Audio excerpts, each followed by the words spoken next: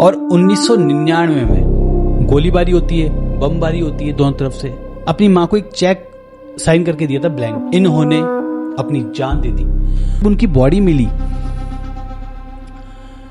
तब उसके माँ और भाई पहचान ही नहीं पाए कि अगर आप सुनेंगे तो आपकी रूह कांप जाएगी। 22 साल की उम्र में देश के लिए ऐसी कुर्बानी दे दी जिसे सुनकर आज भी दिल भर आता है। 22 साल का युवा अपने भविष्य के अलावा कुछ नहीं सोचता है।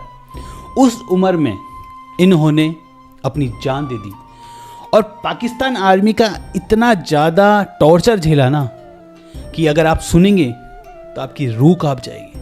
आपको आज भी वो दर्द एहसास होगा कि उन्होंने क्या झेला। आप सोच के हैरान होंगे कि जब उनकी बॉडी मिली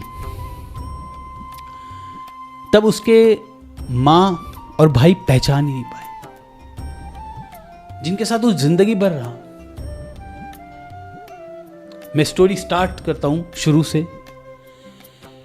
29 जून 1976 में जन्मे सौरभ कालिया अमृतसर के पंजाब में, पर इनका पालन पोषण होता है हिमाचल में। और 1998 के अंदर ये आर्मी ज्वाइन करते हैं, वहां पर जाट रेजिमेंट में ऑफिसर बन जाते हैं। और 1999 में ड्यूटी के टाइम पर 15 मई को इनको खबर आती है कि कारगिल युद्ध के समय की पहाड़ियों पे कुछ पाकिस्तानी सैनिक हैं।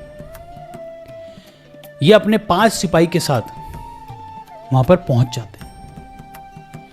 गोलीबारी होती है, बमबारी होती है दोनों तरफ से, पर इनके पास में ज़्यादा लोग ना होने के कारण गोली और बम खत्म हो जाते हैं और पाकिस्तान आर्मी इनको कैदी बना लेती है। सिर्फ 22 साल का नौजवान था और 5 इनके साथी। आप मेरे पीछे पिक्चर देख रहे हैं सभी की।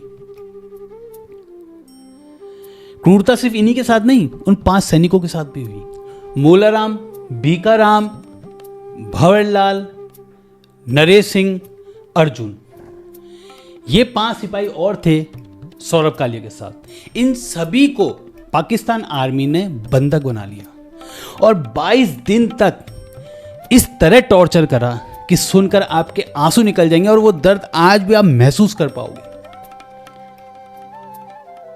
बताया जाता है कि सिर्फ 4 महीने ही इन्होंने आर्मी को दिए और उनके साथ ये हो जाता है।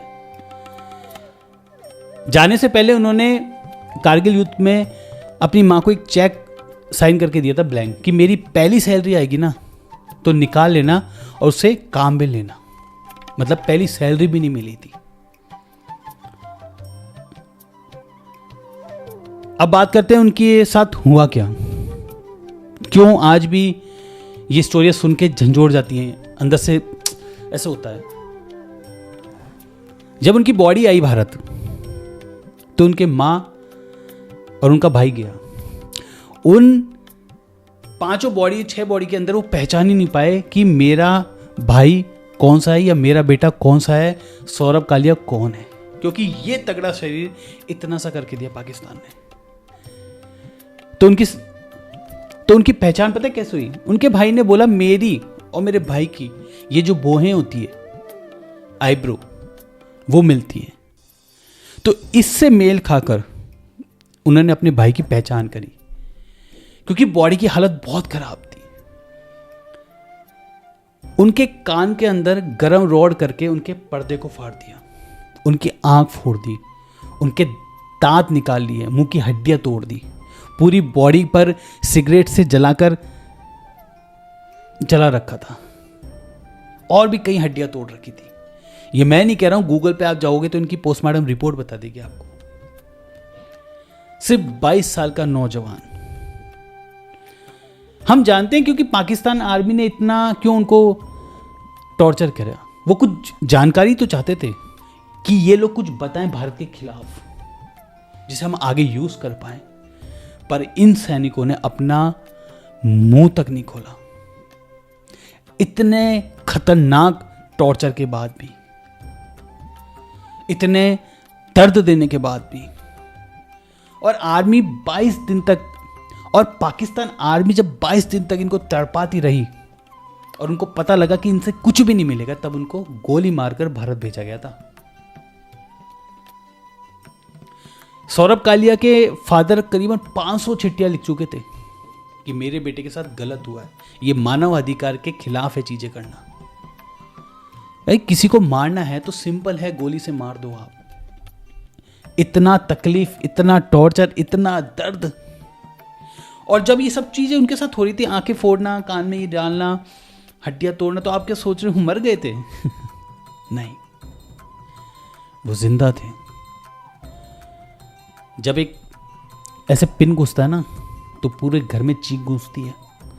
जब किसी की हड्डी टूटती है ना तो 500 मीटर तक आवाज गूंजती होगी, कितनी चीखें निकली होंगी।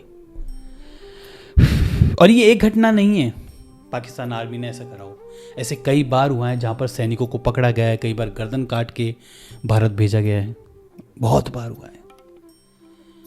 इसलिए तो हर भारतीय के मन में पाकिस्तान के खिलाफ चीजें भरी हुई, क्योंकि लोग जानते हैं वो लोग कैसे हैं।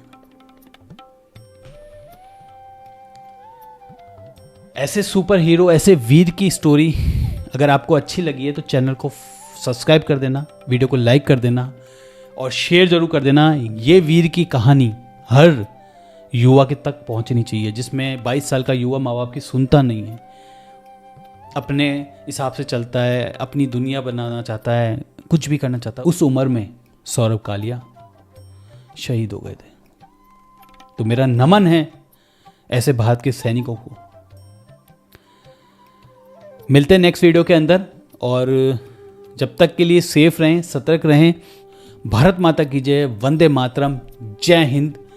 हमारा देश वो खूबसूरत देश है जिनकी अगर आप कहानियां भी सुनोगे ना तो आपको गर्व महसूस होगा कि मैं किस शानदार देश में रहता हूं। तो वीडियो को शेयर जरूर कर देना। मिलते हैं नेक्स्ट वीडियो के अंदर।